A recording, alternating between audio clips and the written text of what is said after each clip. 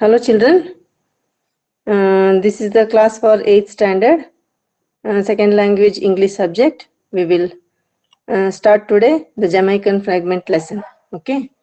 In the prose Jamaican fragment, the author A.L. Andrick says how prejudice misleads the person's opinion. This incident happened in the author's life. He depicted it very nicely. So about the author, A.L. Hendricks is a prolific writer. Some of his short stories appeared in the issues of the magazine Focus. He is a West Indian writer and his writings carry the flavor inherent in the Caribbean literature. The story Jamaican Fragment brings out the prejudice that almost every person suffers from when it comes to the denominational issues like color, caste and class. So that is the main theme of this lesson. Here, narrator every day, the narrator used to walk a half mile from his home to the railway track in the morning and evening.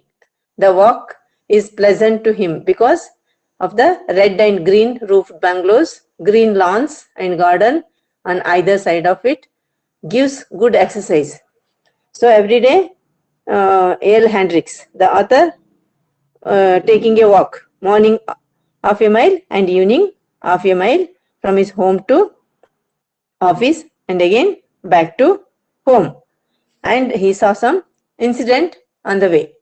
One morning, the narrator noticed that two little boys were playing in the garden of the more modest cottages. They were both very little boys. One was 4 years old perhaps, the other 5. The bigger of the two was a sturdy youngster, very dark, with a mat of coarse hair on his head and coal black eyes. He was definitely a little Jamaican, strong little Jamaican. The other little fellow was smaller but also sturdy. And the other saw two boys were playing, little boys were playing, and one's age is 5 years, another one is somewhere around 4 years, and both are looking different. One is looking like a white person, another one is the black one. So the black boy is about 5 years old and the white boy is little one and he must be 4 years old. The white boy is shouting and commanding the black boy, whatever the white boy orders, the black boy did the same and he follows it. He was acting like a servant. The narrator was also a Jamaican black man. He was puzzled within himself. Hundreds of questions came to his mind because the white boy, small boy was the white boy and he was ordering to this black elder boy. So naturally this writer also got some questions in his mind. The children were very small. Really, they were infants, like kids. They were playing each other in front of the garden. At a very small age, how could they discriminate? Who were they? Was black boy a servant's son? Who was he? They were more same type of dress. Were they neighbors or playmates? Whoever might be. Were we as a race really inferior that even in our infancy we realized our deficiencies and accepted a position as the white man's servant? Now this author, he was thinking, he raised so many questions in his mind. In that, the small boy was white with hazel eyes and light brown hair. Both were dressed in blue shirts and khaki pants. They wore no shoes and their feet were muddy because they were playing on the mud and they did not wear shoes. Both were not wearing shoes. So naturally the feet were muddy. They were conscious of, not conscious of standing the author there and for their in their own world they were playing. The little boy walked majestically up and down, and every now and then he shouted in a commanding tone at his bigger playmate, that black boy. The little brown boy dragged on quietly behind him and did what he was told. And this little boy, he was ordering, and the elder boy, black boy, he was following the orders.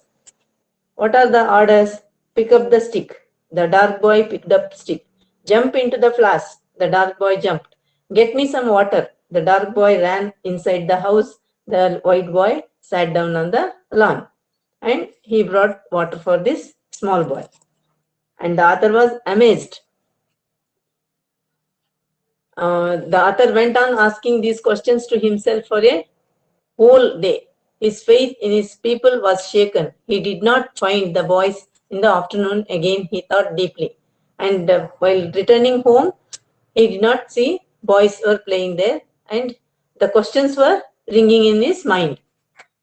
What was happened?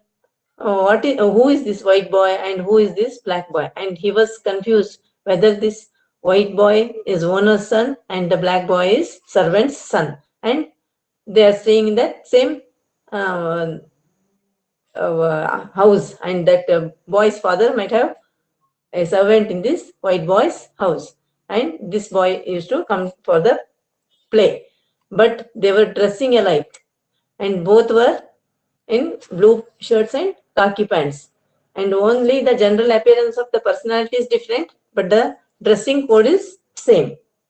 And Arthur was amazed. Here before his eyes a white boy, for they were little more than babies, was imposing his will upon a little black boy, and the little black boy submitted. And Arthur was puzzled within himself as he went down the road. Could it be that the little boy, a son of a house servant? He asked himself. No, they were obviously dressed alike. The little dark boy was neighbor's child, and he was sure that. Then how was it that he obeyed so faithfully the white boy's orders? This question arises in Arthur's mind. And again, the narrator understood that was a game, and he remembered what he played in his childhood. And this Arthur also, when his younger ages, when he was in his childhood days, he also played this same game. He smiled because he remembered that. He smiled within himself. A white man was standing by the gate. The narrator recalled what he thought the previous day and night. The thought came to his mind that black race is superior to white. How silly the grown-ups are to misinterpret a child's action. And now this author is thinking of himself and is telling what all the funny thoughts coming to my mind, why I am thinking like this. And he was telling himself, we are grown-ups are silly people. We are getting and interrupt the child's action. Then he would try to clarify and drive away all the doubts from his mind. The narrator said this to this white man. He was surprised to hear the outburst of the narrator and said that the two boys were brothers and his children, and introduced a brown woman as his wife. And what has happened? For a whole day, Arthur went on asking these questions to himself. For a whole day, his faith in his people was shaken because he was thinking that all the black people again become the slaves, because in Jamaica that slavery was abolished. But now again these kind of actions of the children getting feared. He was afraid that again the slavism came back to in practice. That evening he thought deeply on that subject. And again the next morning he was again, while going for the walk, he saw the next morning the boys were there again, and the man was standing at the gate watching them. I stopped and looked just to see what the white boy was making his little servant to do. To my surprise, now the dark boy was commanding while the little white youngster did everything. The little dark boy was striding imperiously up and down the lawn while the white youngster walked abjectly behind him. Get me a banana. The little boy ran into the house and reappeared shortly with a banana. Peel it for me. The little white boy peeled the banana and handed it to his dark master. And the next day, what has happened? Next day, again, these two boys were playing on the lawn in front of the house. But here, the game was same, but the participation was different. Here in this day, next day, what has happened? The dark boy was the master and the white little fellow was the servant. And again, that same game continued, but the master's role and servant's role changed. The dark boy was commanding and the white boy did everything. What are the orders? He followed. Then the narrator understood that was a game and he remembered what he played in his childhood. He smiled within himself. And this small boy, black boy, ordered to the small boy, "Get me a banana." The little boy, white boy, ran into the house and reappeared shortly with banana. And this dark boy ordered him, "Peel it for me." The little white boy peeled the banana and handed it to his dark master, means dark boy. I saw it now, it in read was a game I had played as a child. Each boy took it in turn every alternate day to be the boss, the other the slave. It had been great fun to me as a youngster. I smiled as I remembered. I looked at the man standing by the gate. He was a white man. I remembered what I had thought yesterday. He no doubt, I thought to myself, was wondering if the black race is superior to the white. I laughed gently to myself. How silly we grown ups are to misinterpret a child's action. This man, I said to myself, will be worrying all day. Perhaps he thinks the blacks will in the end rule over the whites. Now I will try to clarify the drive away all the doubts from his mind. And again, next morning he saw the same game, but the participation was different. And he saw one more person, white person, was standing in front of the house and he was watching the boys were playing. And this author stopped there.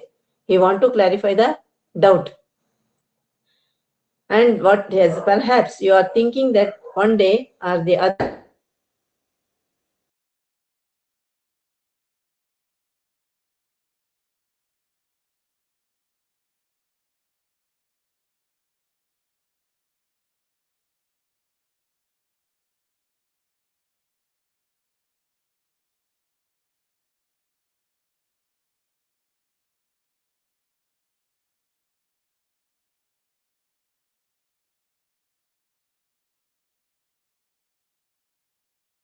the black